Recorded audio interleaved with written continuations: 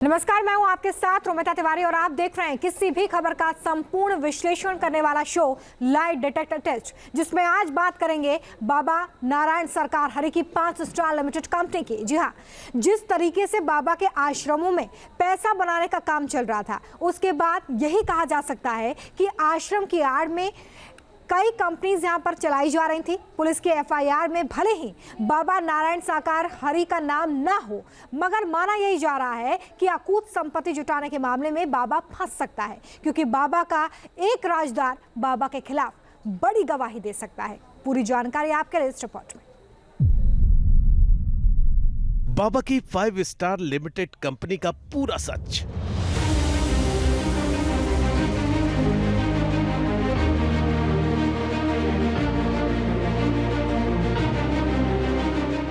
बाबा ने कहां से महल बनाया,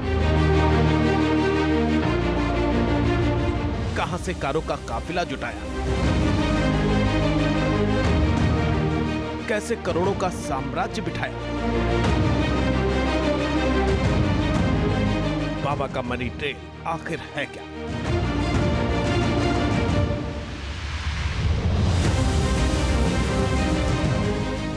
दावा है अब सत्संग का ही नहीं, बाबा के पिछले 35 साल का हिसाब होगा। इस बात की भी जांच हो सकती है कि बाबा के पास इतनी अकूत दौलत कहां से आई। आज हम आपको बाबा के करोड़ों के काले साम्राज्य पर सबसे पुख्ता रिपोर्ट दिखाने वाले हैं, जिसके बाद आपको बाबा की कमाई के हर उस सोर्स का पता चलेगा जो बाबा ने अब तक पूरी दुनिया से छिपा कर रखा था। बाबा खुद कह चुका है कि वो किसी से चंदा नहीं लेता था। वो संगमरमर के महलों में रहने वाले दूसरे बाबाओं की तरह नहीं है। माया नगरी बसा रहे हैं, संगमरमर के महल बना रहे हैं, वहां तुम लोग पहुंच नहीं सकते। बता दे रहे आप, पता चल गया धक्के मार के निकाल दिया जाएगा। क्यों? तुम्हारे पास 10 लाख, 5 लाख, 20 लाख देने को है नहीं। तुम ऐसी पंडाल नहीं बना सकते, तुम्हारी औकात नहीं। ये बता, हमारी औकात नहीं कि ऐसे पंडाल धन से बनता है। हरि परमात्मा की कितनी मेहर है आप लोगों तक।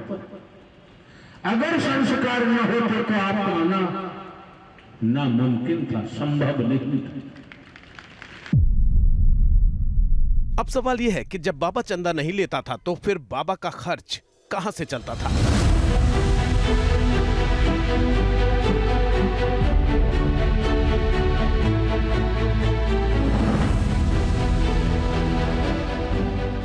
दावा है कि हाथरस कांड में भले ही बाबा के ऊपर एफआईआर ना की गई हो, मगर अकूत संपत्ति जुटाने के मामले में बाबा पूरी तरह फंस सकता है, क्योंकि एक के बाद एक बाबा की प्रॉपर्टी को लेकर नए नए खुलासे हो रहे हैं। मगर ये प्रॉपर्टी कैसे और कहां से जुटाई गई, इसकी जानकारी बेहद संदिग्ध नजर आ रही है।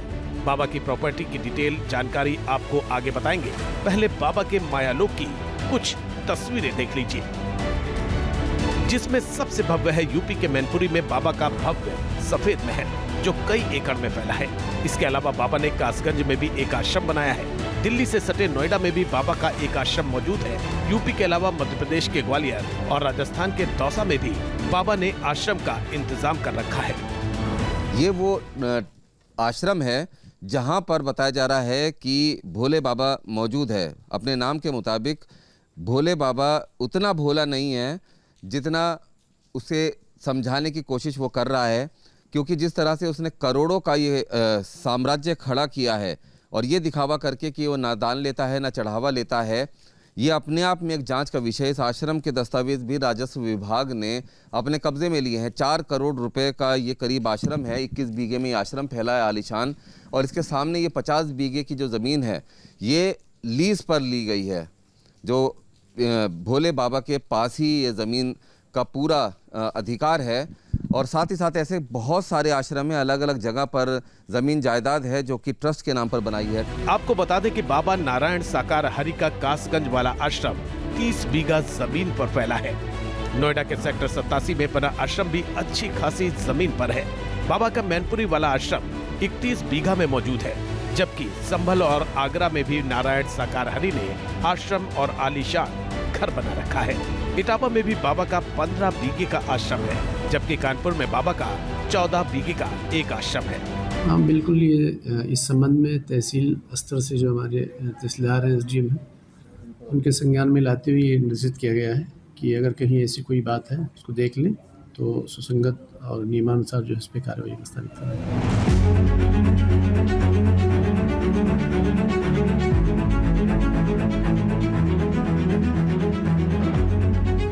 ये तस्वीरें नारायण साकार हरि के कानपुर आश्रम की है। बाबा का ये आश्रम कानपुर से करीब 21 किलोमीटर दूर बिदुनू इलाके के करसुई गांव में है। बताते हैं कि आश्रम में बाबा का महल 3 बीघे में बना है, जिसमें फिलहाल 10 सेवादार रहते हैं। भवन के अंदर VVIP व्यवस्था है। आश्रम के आसपास बाबा के अनुयायियों का ऐसा खौफ है कि गांव के लोग आश्रम में नहीं जा सकते हैं। कहते हैं यहाँ 200 रुपए दो, रजिस्टर में नाम चढ़वाओ, तब भीतर आओ। अब ये बताओ, परमात्मा के दरबार में रुपए चलता है ना, वहाँ तो फूल चलते हैं। यदि ये साकार विश्वरी परमात्मा हैं तो वहाँ फूल चलते हैं। ये कहा था हम विष्णु भगवान के अवतार हैं, तो वहाँ फूल चलते हैं, तो वहाँ रुपया कहाँ से आ गया? कहते हैं कि बाबा के पास अकूट संपत्ति है।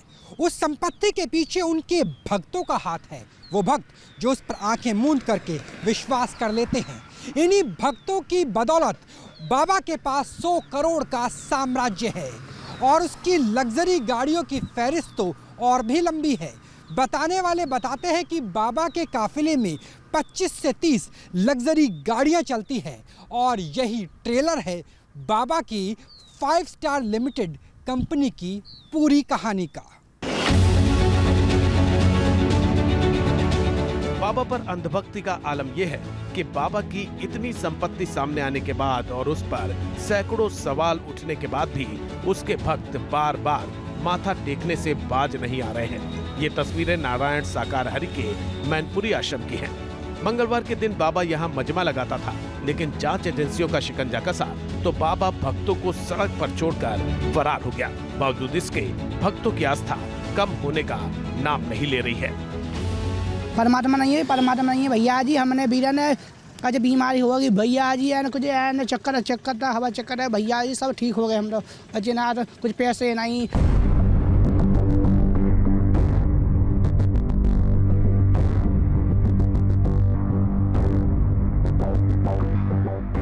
खैर, बाबा भले ही अभी जांच से दूर हो, मगर बाबा की प्रॉपर्टी जांच के दायरे में है और ये जांच के दायरे में आई है देव प्रकाश मधुकर की गिरफ्तारी के बाद। देव प्रकाश मधुकर यानी वो शख्स जो न केवल हाथरस सत्संग का मुख्य आयोजक था, बल्कि इसे बाबा का सबसे बड़ा राजदार भी बताया जाता है। आरोप है कि बाबा के पॉलिटिकल कनेक्शन से लेकर उसकी फंडिंग तक की जानकारी देव प्रकाश मधुकर को होती थी। जांच इस बात की भी हो रही है कि बाबा ने जो आर्मी रखी थी उसे सैलरी किस तरह दी जाती थी।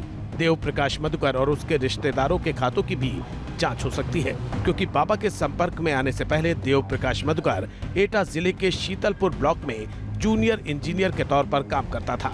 देव प्रकाश मधुकर की ये नौकरी कॉन्ट्रैक्ट बेस पर थी, लेकिन बाबा के सत्संग और संगत में आकर देव प्रकाश मधुकर की जिंदगी ही बदल गई। महज कुछ हजार कमाने वाले देव प्रकाश मधुकर पर भी धन वर्षा होने लगी। दावा है कि मधुकर ही बाबा के सत्संग और व्यवस्थाओं के लिए बनी 78 लोगों की समिति का प्रमुख था, जो न केवल पूरी व्यवस्था संभालता था, बल्कि इसने बाबा के करोड़ों की नकदी भी संभाली। कहीं फंडिंग की बात आ रही है कि इनकी फंडिंग कहाँ से हुई है, वो जांच के दायरे में है। इतना बड़ा जो कार्यक्रम होता है, इतना समारोह होता है, इनको प्रॉपर तरीके से गोपियों को जो कपड़े दिए जा रहे हैं, यूनिफॉर्म्स दी जा रही हैं, तो फंडिंग आ कहाँ से रही है? जो डोनर्स की लिस्ट है उसको उसका संकलन करा जा रहा है। आयकर विभाग के साथ भी हम लोग पत्राचार कर रहे हैं और इसमें एक वृहद विवेचना है और जो भी इसमें दोषी है उसको बख्शा नहीं जाएगा। दावा है कि बाबा अपने यहाँ आने वाले श्रद्धालुओं से किसी तरह का कोई चंदा नहीं लेता था, रहने खाने के भी पैसे नहीं देने होते थे। तो फिर सवाल यह है कि बाबा ने इतना विशाल साम्राज्य कैसे खड़ा कर लिया? नारायण साकार हरि को लेकर हमारी टीम ने जो जानकारी जुटाई, उससे पता चला कि बाबा नारायण साकार हरि की कमाई 4 तरीके से होती थी। नंबर 1, आश्रम। नंबर 2 ट्रस्ट, नंबर 3 आयोजन कमेटी और नंबर 4 सामान की बिक्री। बाबा की फंडिंग के 4 खाने, वो 4 स्रोत जिससे बाबा को पूंजी मिलती थी, उसके बारे में तो हम आपको विस्तार से बताएंगे ही, लेकिन सबसे पहले बाबा का वो कांड सुन लीजिए जिससे उसके बड़े साम्राज्य की नींव पड़ी। दरअसल ये नींव बाबा ने सूरजपाल ने अपनी ट्रस्ट के नाम को बदलने से रखी। जब बाबा सूरजपाल ने ट्रस्ट का नाम श्री नारायण सरकार हरि चैरिटेबल ट्रस्ट रख दिया, जबकि इससे पहले ट्रस्ट का नाम बाबा ने मानव सेवा आश्रम रखा था।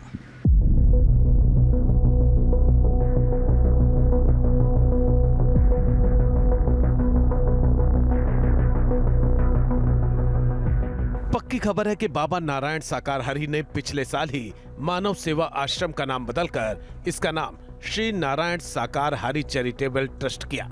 यही नहीं, कासगंज के पटियाली ऑफिस में जब इस ट्रस्ट से जुड़ी कुछ रजिस्ट्रियां हुई थी, तभी 12 साल बाद बाबा कासगंज गया था। बताया यह भी जाता है कि जिन जमीनों पर बाबा के आश्रम है, वो ज्यादातर दान की जमीन पर बने हैं, जो बाबा को मानने वालों ने उसके मानव सेवा आश्रम को दी थी। लेकिन पिछले साल जैसे ही जमीनों की रजिस्ट्री बाबा सूरजपाल के ट्रस्ट के नाम पर हुई, फौरन ट्रस्ट का नाम बदल दिया गया ताकि भविष्य में आश्रम की इन जमीनों को कोई चुनौती न दे सके। क्या उनके ट्रस्ट डीड में ये व्यवस्था दी गई है कि वो इस तरह का धार्मिक आयोजन करेंगे कि नहीं करेंगे, ये भी देखने का जांच का विषय है। और अगर करेंगे तो उसके लिए कौन उत्तरदायी होगा इस ट्रस्ट में। उस ट्रस्ट में उनकी पावर डिफाइंड होगी कि अगर 10 ट्रस्टी हैं, 4 ट्रस्टी हैं, 5 ट्रस्टी हैं, जितने भी ट्रस्टीज होते हैं, उनकी पावर डिफाइंड होती हैं कि कौन रिस्पॉन्सिबल अथॉरिटी होगा। सामने आ चुका है कि बाबा के यूपी समेत देश के अलग अलग शहरों में कई आश्रम हैं। इसमें भी हर आश्रम का एक ट्रस्ट होता है। हर ट्रस्ट में अलग अलग दान होता है। आश्रम और ट्रस्ट में कोई भी दान कर सकता है, लेकिन चौंकाने वाली बात बाबा के मैनपुरी आश्रम में पता लगी, क्योंकि बाबा के आश्रम के बाहर दान देने वालों की पूरी लिस्ट लगी है, लेकिन इसमें 10,000 से कम दान देने वाले किसी दानदाता का नाम नहीं है। हमारी टीम ने इस बारे में ज्यादा जानकारी जुटाई तो पता चला कि 10,000 से कम दान देने वालों का कोई हिसाब नहीं है। इस तरीके से देखने को मिल रहा है। इस वक्त हम ये आश्रम के पास ही हूँ और कुछ और तस्वीरें आपको दिखाता हूँ कि जिस तरीके से ये कहा जा रहा है कि बाबा जो है वो धन नहीं लेते, तो उसकी भी एक तस्वीर हम आपको दिखाते हैं। ये आश्रम है, ये स्वर्ण गेट आपको नजर आ रहा है। इसके साथ ही एक बोर्ड लगा हुआ है जिसमें तमाम लोगों के द्वारा दिया गया चंदा जो है वो लिखा हुआ है। आप देखें इसमें कि 50,000 से लेकर 1 लाख रुपए तक की तमाम राशियां जो हैं इसमें लिखी हुई हैं। और ये तस्वीरें देखें कि जिस तरीके से बाबा के ये दावे होते हैं कि कोई भी चंदा जो है बाबा नहीं लेते, लेकिन उसके बावजूद यहाँ पर देखिए 200 लोगों का नाम और उनकी लिस्ट और उनके द्वारा दिए गए पैसों का एक पूरा ब्यौरा यहाँ पर लिखा हुआ है। और इसके साथ साथ स्वर्ण गेट और सिल्वर गेट जो है वो तैयार किया गया है आश्रम में, और इस तरीके से तस्वीरें लगातार सामने आ रही हैं। यानी बाबा सीधे अपने भक्तों से दान लेने के बजाय अलग अलग ट्रस्टों से धन जुटाता है, जिसमें से बहुत सारे पैसे का हिसाब तक नहीं रखा जाता है। दावा है कि इस पैसे के दम पर बाबा लग्जरी लाइफ जीता है, लेकिन कमाई का जरिया सिर्फ चंदा ही नहीं है, बल्कि आरोप है कि बाबा के आश्रम में जो सामान बेचा जाता है उसकी कीमत भी काफी ज्यादा रखी जाती है। मसलन महीने के पहले मंगलवार को बाबा के आश्रम में श्रद्धा की आड़ में सामान बेचा जाता है। बाबा के एक ताबीज की कीमत 20 रुपए होती है, लेकिन कंडीशन ये है कि कोई भी सिर्फ एक ताबीज नहीं खरीद सकता, उसे कम से कम 5 ताबीज खरीदने होंगे। यानी अगर कोई एक ताबीज लेना चाहे तब भी उसे 100 रुपए की चपत लगेगी। इसके अलावा बाबा के आश्रम में मिलने वाले छोटे से मंदिर की कीमत भी 550 रुपए के करीब होती है। नारायण साकार हरि की तस्वीर की बात करें तो वो भी 100 से 200 रुपए में बेची जाती है। कह सकते हैं कि भक्त भले ही आस्था लेकर आश्रम में जाते हो, मगर नारायण साकार हरि के आश्रम में आस्था के बदले कोरा कारोबार ही किया जाता है। ये अपने भोले वाले सीधे साधे जो इनके फॉलोअर हैं उनको अजब तरीके से ठगते हैं। एक तावीज, जिसे गांव में तावीज बोलते हैं, हम लोग उसे शहरी भाषा में लॉकेट बोलते हैं, उसमें इनका फोटो लगा तो उसकी कीमत 25 से 30 रुपया होती है, जिसकी मैन्युफैक्चरिंग प्राइस 50 पैसे होती है। एक कैलेंडर जिसकी कीमत 1 रुपया, वो 30 रुपये में बिकता है। एक खस्ता कचौड़ी 20 रुपये की बिकती है। एक समोसा 15 रुपये की। इस तरीके से ये सारा पैसा इनडायरेक्ट में बाबा के पास आता है। सेवादार हैं और इनके प्रचारक लगे हुए हैं। ये क्या करते हैं, उन्हीं सेवादारों में से अपने सत्संग में लोगों को खड़ा कर देते हैं।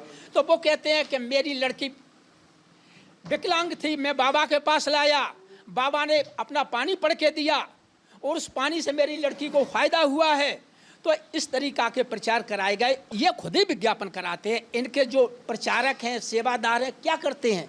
वो यही करते हैं, किसी को उन्होंने कह दिया कि मेरा पति बीमार था और मैं दिल्ली गया था और दिल्ली में इलाज उसका कराया, वो सही नहीं हुआ और बाबा के आश्रम में लाए और मैंने 2 हाजिरी लगाई, तीसरी हाजिरी पर मेरा पति की हालत में सुधार हुआ है। आश्रम ट्रस्ट की आड़ में जमीन और चंदा हासिल करना, महंगा सामान बेचकर भक्तों की आस्था का फायदा उठाना, बाबा की 5 स्टार लिमिटेड कंपनी में कमाई के सिर्फ ये 3 जरिए नहीं है। चौंकाने वाला खुलासा ये भी हुआ कि बाबा की जो समिति सत्संग या प्रवचन का आयोजन करती थी, बाबा के करोड़ों का साम्राज्य को बढ़ाने में वो भी अहम भूमिका निभा रही थी। मसलन दावा है कि आयोजन समिति में सरकारी सेवक और व्यापारी कारोबारियों को रखा जाता था। ये देव प्रकाश मधुकर जैसे लोग होते थे जिनका समाज में काफी प्रभाव होता था, क्योंकि इनका सीधा आम लोगों से कांटेक्ट होता है। ये अपने प्रभाव का इस्तेमाल करके चंदा लेते थे। ये पैसे खर्च तो आयोजन के नाम पर किए जाते थे, मगर इसका कोई हिसाब किताब नहीं होता था कि किस आयोजन पर कितना पैसा खर्च हुआ है। दूध, अनाज, टेंट और कुर्सियां तक भक्त खुद मुहैया करवाते थे। ऐसे में फंड कहां जाता था, इसका किसी को कुछ पता नहीं। कुल मिलाकर बाबा नारायण साकारहारी का सबसे करीबी देव प्रकाश मधुकर पुलिस की गिरफ्त में है। अब वही बता सकता है कि बाबा ने सिर्फ 35 साल में कैसे 100 करोड़ से ज्यादा की संपत्ति अर्जित कर ली। बताया जा रहा है कि अगर जरूरत पड़ी तो बाबा के अर्थतंत्र को तोड़ने के लिए केंद्रीय एजेंसियां भी जांच में शामिल हो सकती हैं। Team news nation.